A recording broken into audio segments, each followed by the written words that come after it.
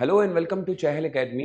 Decoding ancient history की series में आपका स्वागत है, जहां पे हम लोग क्लास 6, क्लास 11, 12 एनसीईआरटी और प्लस आर एस शर्मा की बुक से इस पूरी सीरीज को कंप्लीट कर रहे हैं। अभी तक आप जानते होंगे कि हमारे काफ़ी सारे लेक्चर कंप्लीट हो चुके हैं और आज हम एक बहुत ही इम्पोर्टेंट टॉपिक यानी कि जैनिज्म के बारे में पढ़ेंगे। और आप सब जानते होंगे कि जैनिज्म का टॉपिक यूपीएससी का सबसे हॉट टॉपिक होता है। हम दो धर्म यानी कि जैनिज्म और बुद्धिज्म के बारे में पढ़ेंगे और जानने की कोशिश करेंगे कि आखिर ऐसा क्या हुआ कि दो नए धर्मों को भारत में फिर से आना पड़ा और मोस्ट इम्पॉर्टेंटली यानी कि ब्राह्मणिकल ऑर्डर जो चल रहा था उसकी रिएक्शन में ये जैनिज्म और बुद्धिज्म क्यों जन्म लिया। इन सारी चीज़ों को जानने के लिए सबसे इम्पोर्टेंट चीज़ अब ये है कि इस एग्ज़ाम में हमें यूपीएससी में क्या सवाल पूछे जाते हैं। तो हम पहले ये जान लेते हैं कि इस टॉपिक से आपके लिए प्रीलिम्स और मेंस के दोनों क्वेश्चंस बनते हैं। और यहाँ पे भी वही बात इंपॉर्टेंट रहेगी कि आपके लिए टर्म्स और सबसे इम्पोर्टेंट फिलॉसफी और कोई भी बुक अगर जो लिखी गई है वो आपके लिए इम्पोर्टेंट होगी। आप सब जानते होंगे कि जैनिज्म की फिलॉसफी और बुद्धिज्म की फिलॉसफी दोनों अलग है, लेकिन कुछ चीज़ों में वो सिमिलर भी है। तो हमें अक्सर सवाल पूछा जाता है कि सिमिलैरिटीज़ भी बताइए और डिसमिलैरिटीज़ भी बताइए। तो आज हम जानेंगे जैनिज्म के बारे में और नेक्स्ट टॉपिक में हम बुद्धिज्म को कंप्लीट करेंगे। सबसे पहली बात है कि आखिर सर ऐसा क्या हुआ। आप सब जानते होंगे कि मगध के अंदर हालात बहुत ज़्यादा खराब थे, यानी ब्राह्मणिकल ऑर्डर जो कि प्रीस्टली क्लास थी उनके द्वारा शूद्रों को बहुत ज़्यादा सताया जा रहा था। इसके साथ साथ वेश्या क्लास के ऊपर टैक्स इंपोज करने से बहुत ज़्यादा हालात खराब हो रहे थे और फाइनली इन क्लासेस ने ये डिसाइड किया कि वो अब अपर क्लासेस के साथ कोई भी बिजनेस नहीं करेंगे। हालात बिगड़ रहे थे, इसके चलते हुए इस टाइप के जो नीचे के वर्ग के लोग थे वो एक नए सोच और एक नए आइडियाज के साथ आगे बढ़ने की कोशिश कर रहे थे। इसी समय दो धर्मों का जन्म भी हो गया, यानी कि जैनिज्म और बुद्धिज्म। अगर बुक की माने तो करीबन कोई 60 एबो जो है सेक्ट्स यहाँ पे आना शुरू हुए, जिसमें से जैनिज्म और बुद्धिज्म जो है वो सबसे ज्यादा पॉपुलर हुआ। यानी हालातों के तौर पे, यानी कि जो रिचुअल्स और सेक्रीफाइस किए जाते थे उनकी वजह से एक रिएक्शन हो गया। उसके साथ साथ ही अगर आप देखेंगे तो वैदिक प्रैक्टिसेस के तौर पे जो लोग उस समय कैटल वगैरह पाला करते थे और जो एग्रीकल्चर करते थे, क्योंकि सेक्रीफाइसेस बहुत ज़्यादा हो रहे थे, उन्होंने मना किया था कि किसी भी एनिमल का सेक्रीफाइस नहीं होगा। साथ ही साथ में अगर आप देखेंगे तो इकोनॉमिक कंडीशन वेश्यास क्लासेस की इंप्रूव हो रही थी, तो उनको ये लगा कि अगर हमारी खुद की इकोनॉमिक कंडीशन इतनी अच्छी हो चुकी है तो अब ये समय आ चुका है कि वो ब्राह्मणिकल ऑर्डर या उसके साथ साथ जो उस समय के राजन वगैरह थे उसके ऑपोजिट में खड़े हो जाए और डिमांड करें कि जिस तरीके के इक्वल राइट्स ऊपर वाले क्लासेस को मिलते हैं उनको भी मिलने चाहिए। इसके साथ साथ ही अगर आप देखेंगे तो जैनिज्म का जो कंसेप्ट है, जब हम इसको पढ़ते हैं तो हमें यह पता चलता है कि यहाँ की जो टीचिंग है, द एग्जिस्टेंस ऑफ गॉड तो है, लेकिन यहाँ पे तीर्थंकर्स को माना जाता है। यानी अगर आप देखेंगे तो महावीरा जो है वो मोस्ट इंपॉर्टेंट तीर्थंकर हैं, जो कि एक रिलीजियस टीचर हैं और उनको जिनको सेलिब्रेशन मिल चुकी है। यानी सेलिब्रेशन अगर आप पढ़ेंगे तो यहाँ पे सोल को बहुत ज्यादा इंपॉर्टेंस दी गई है और ये इसलिए करना बहुत जरूरी था क्योंकि मगध के अंदर सोल की कोई बात नहीं हो रही थी। लोगों को यह कहा गया कि आपको अपना सोल प्योरीफाई करना है और अगर आपको सोल प्योरीफाई करना है तो सर्टेन रूल्स एंड रेगुलेशन को मानना पड़ेगा और उन रूल्स के थ्रू आप निर्वाण पा सकते हैं। अगर हम देखें तो the founder of the Jainism आप ऋषभनाथा को दे सकते हैं और जो मोस्ट इंपॉर्टेंट है 24 एंड 23 एंड 24, काइंडली इसको चेंज कर लीजिएगा।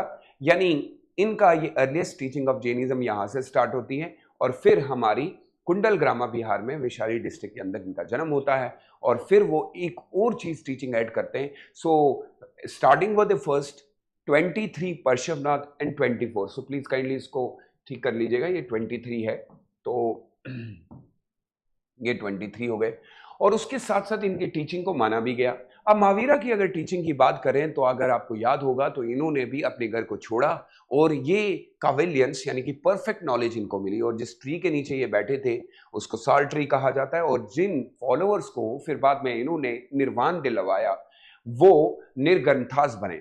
अगर आप देखेंगे तो ये जगह बहुत इंपॉर्टेंट है झारखंड के अंदर, रिवर राजवाली का, यानी इनसे हमें ये सीखने को मिलता है कि किस तरीके से इन्होंने लोगों को प्रीच किया और ये कहा कि हमें किस तरीके से ये सोल को प्यूरिफाई करना है, प्लस उसके अलावा जो उस समय प्रीच किया गया। ऑलमोस्ट 30 ईयर्स तक वो लोगों को प्रीच करते रहे और फाइनली 72 ईयर्स के अंदर उनका देहांत होता है और जगह जो है वो पावापुरी है, राजगीर, जो कि बाद में कैपिटल भी बनी। अब याद रखिएगा, जो मेनली बुद्धिज्म और जैनिज्म के अंदर एक चीज आपको देखने को मिलेगी कि ये अपनी फिलॉसफी को पहले 3 टर्म्स में बताएंगे, यानी कि त्रिरत्ना। जैसे बुद्ध के अंदर आपको 4 नोबल ट्रुथ के बारे में पता चलता है। अब जैनिज्म की बात यह है कि ये त्रिरत्नास पे है, यानी सम्यक दर्शन, सम्यक चरित्र और सम्यक ज्ञान। यानी यहाँ पे ये कहा गया कि एक इंसान को किस तरीके से अपने राइट कंटेक्स्ट, साथ साथ में ही राइट नॉलेज और राइट फेथ होना चाहिए। अब जब हम इन तीनों चीजों को देखते हैं तो हमें पता चलता है कि जैनिज्म ये कह रहा है कि टीचिंग और wisdom is called a right faith. When it comes to a right knowledge, it simply means that there is no God. That there is no God, but there is the existence of God, but there is no God. God means like creator नहीं है वो। और दूसरी चीज, world is without the creator, but all object, जितने भी objects हैं उन सब में सोल है। ऐसा करना इसलिए इंपॉर्टेंट था क्योंकि मगध के अंदर बहुत ज्यादा सेक्रीफाइस हो रहे थे। तो अगर हम ज्यादातर लोगों को सोल के बारे में समझाएंगे तो ये सेक्रीफाइस रुक जाएंगे। उसके अलावा अगर चरित्र की बात करें, यानी कि राइट कंडेक्स, तो अहिंसा, बी एज अ ब्रह्मचारी, सत्य, अप्रियग्रह और इन सारी चीजें, यानी वो चीज जो आपकी नहीं है, किसी से मत लो, झूठ मत बोलो, किसी को मारो मत, एक मॉरल टीचिंग दी जा रही थी। जो टीचिंग पीछे उनको ऐसा लगा कि मिसिंग थी, ताकि लोगों को सही रास्ते पे लगाया जाए। जैनिज्म की फिलॉसफी को जब हम आगे देखते हैं तो इनके हिसाब से जो ट्रेड है वो एक सिंफुल है। ऐसा करना इसलिए सिंफुल है क्योंकि जब हम लोग हल वगैरह चलाते हैं तो बहुत सारे कीड़े मर जाते हैं। तो ऐसी चीजें करने से जिससे कोई सोल को नुकसान हो, वो चीज अच्छी नहीं होती है। इसीलिए अगर आप देखेंगे तो जैनिज्म ने ज्यादातर ट्रेड को बहुत अच्छा माना है। उसके अलावा अगर हम देखें तो फिलॉसफिकली जो ये बात करते हैं वो ये कहते हैं कि रियलिटी जो है वो बहुत कॉम्प्लेक्स है। एक इंसान को पूरे सच का पता नहीं चल सकता, इसलिए उसको सच को प्रूफ करने के लिए, बताने के लिए बहुत सारा अलग अलग रियलिटीज के बारे में जानना होगा। यानी एक इंसान ये नहीं कह सकता कि उसको सब कुछ पता चल चुका है। इसीलिए ये कहते हैं सद्यवाद, यानी मे बी का यूज किया जाए। यानी इट इज इम्पॉसिबल कि एक इंसान ये कह रहा है कि मुझे सब कुछ है, और जजमेंट्स आर कंडीशनल। कभी कभी ऐसा होता है कि जो आपको दिखा वो सही नहीं हो सकता, इसलिए आप पहले से ही जजमेंटल नहीं बन सकते। उसके अलावा अगर आप देखेंगे तो इन्होंने अपनी नॉलेज को स्प्रेड किया है थ्रू संघ।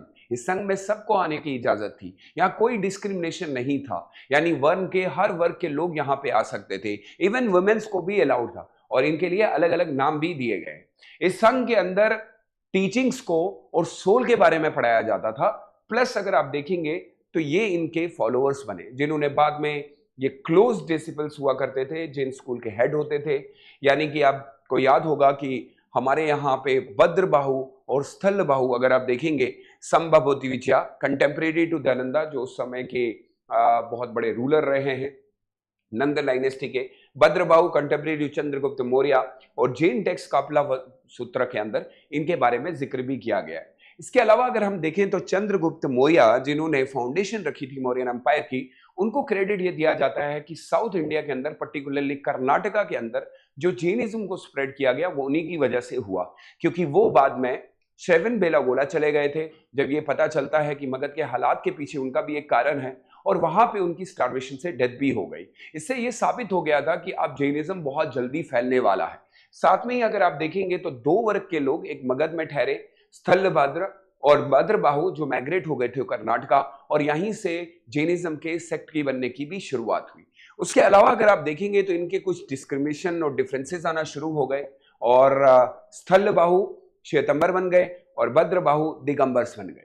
यानी सेक्टिज्म जो है जैनिज्म में आया। इसके बाद सेकंड काउंसिल हुई, कोशिश ये की गई कि किसी तरीके से ये सेक्ट को रोका जाए, यानी ये जो सेक्ट हो रहा है, सेक्टिज्म जो आ रहा है, किसी तरीके से कम हो। लेकिन ऐसा फिर से नहीं हुआ, और बाद में ये पूरी तरीके से डिवीजन हो गया। और याद रखिएगा कि यूपीएससी में सबसे ज्यादा हमें ये पूछा जाता है सेक्ट के बारे में। इसके अलावा अगर हम देखें तो भारत की बड़ी बड़ी डायनेस्टी जैसे गंगा, चालुक्यंस एंड राष्ट्रकूटास ने भी जैनिज्म को फॉलो किया, even though Mauryas was also included. और मोस्ट इंपॉर्टेंट पार्ट, इनके बहुत सारे डिवीजन्स हुए, यानी कि छोटे छोटे सेगमेंट्स बनना शुरू हो गए, और जैनिज्म डिक्लाइन भी हो गया। अगली क्लास में हम जानेंगे कि कैसे बुद्धिज्म फ्लोरिश हुआ और क्या सिमिलैरिटीज हैं जैनिज्म की और बुद्धिज्म की। याद रखिएगा कि आपको जैनिज्म और बुद्धिज्म में सबसे ज्यादा सेक्टिज्म की बात करनी पड़ेगी और उनके मेजर और माइनर सेक्ट दोनों पढ़ने पड़ेंगे। बस इतनी सी बात याद रखनी है कि जैनिज्म के अंदर सबसे ज्यादा सत्यवाद और न्यायवाद के बारे में बात की जाती है कि रियलिटी जो भी होगी वो कम्प्लेक्स होती है, जजमेंटल नहीं हो सकते, और एक इंसान को अपने सोल को प्यूरिफाई करना पड़ेगा ताकि वो यूनिवर्सल सोल से मिल पाए, यानी कि वो सोल जो सारा इस दुनिया को चला रहा है। और यहां पे गॉड की एग्जिस्टेंस तो मानी गई है लेकिन उसकी इंपॉर्टेंस क्रिएटर के तौर पे नहीं। होपफुली आपको इन क्लासेस में बहुत सारा मजा आ रहा होगा। उम्मीद है कि आगे भी हम इसी तरीके से इन क्लासेस को कंप्लीट करेंगे। नेक्स्ट चैप्टर में हम बुद्धिज्म के बारे में जानने की कोशिश करेंगे। So thank you so much for being with me. Stay safe and stay blessed. You bye bye.